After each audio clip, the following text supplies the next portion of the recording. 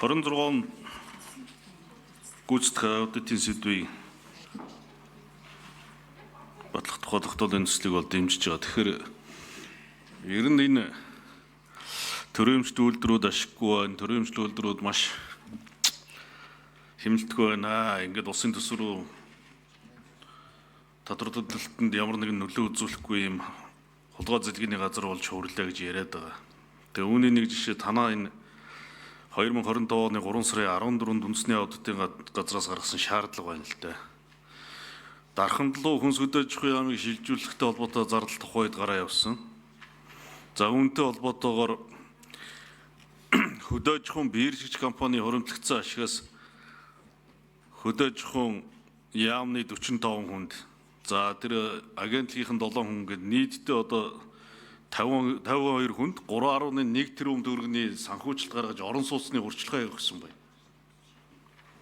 Тэгээ энийг 9 сарын гэхэд одоо энэ зөрчлийг арилгах ёстой гэдэг ийм даалгавар гарсан.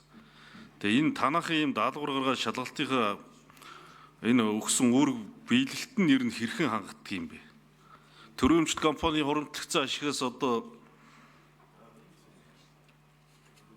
ажилчтай орон сууц авч өгөөд ингэ байж байгаа энэ асуудал дээр та бүгд маань ямар байр суурьтай байдаг? Энэ гаргасан энэ зөвлөмж чи хэрэгжиж байгаа юу?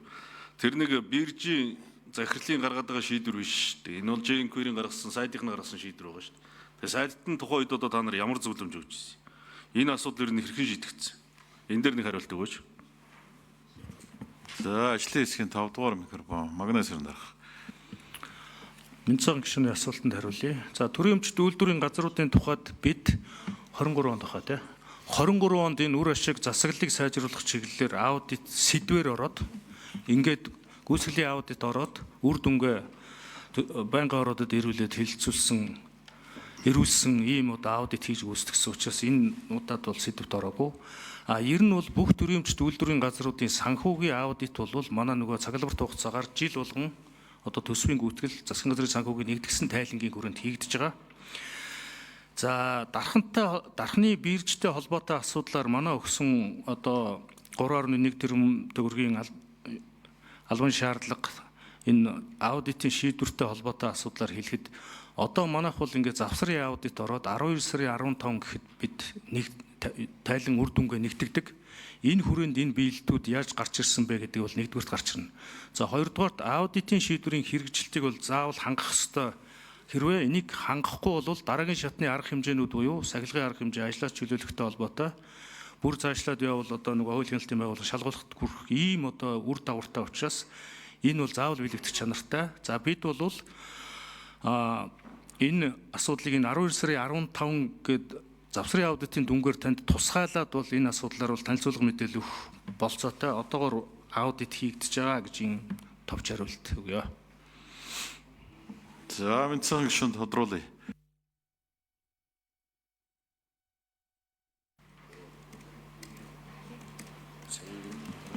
Гэхдээ энийг хуулийн байгууллагад өгөх ёстой шүү дээ. Тэрний хөдөөж хүн биржийн захирал хуримтлагдсан ашигаараа яамны ажилчдад байр авч өгдөг тийм сэтгэл байхгүй шүү дээ. Тийм сайхан сэтгэл буюу шоронд явах үйлдэлийг хийхгүй шүү дээ. Наач сайд нь хийлгэж байгаа шүү дээ. Тэгээ тэрэн дээр нь та нар яагаад зөвлөмж өгдөг юм? Ямар шийдвэрээр тэр биржийн захирал тийм шийдвэр гаргадаг? Хөдөөж хүн биржийн захирал хөдөөж хүн яам жижиг дунд үйлдвэрлэлийн агентлагийн хүмүүст байр авч өгөх шийдвэр гаргаа явж идэг. Ийм шийдвэр юу байх вэ? Зүй тогтол байх уу?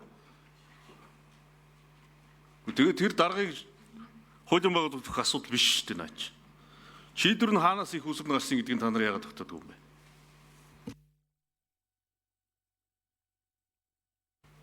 За ажлын хэсгийн 5 номер хариулъя. За сайдын багцтанд бол үндэсний аудитын газраас хязгаарлалтай дүгнэлт өгсөн байдаг. За тухайн зөрчил дээр бол албан шаардлага өгөөд одоо энэний биелэлтийг бид ингээд нэгтгэж биелэлтийн тооцохоор завсрын аудит орсон байгаа. Тэгээ энэ асуудлын биелэлтийг би тусгайлан танд танилцуулъя.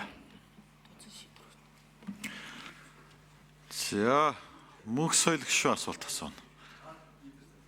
Мөнх соёл гишүүн.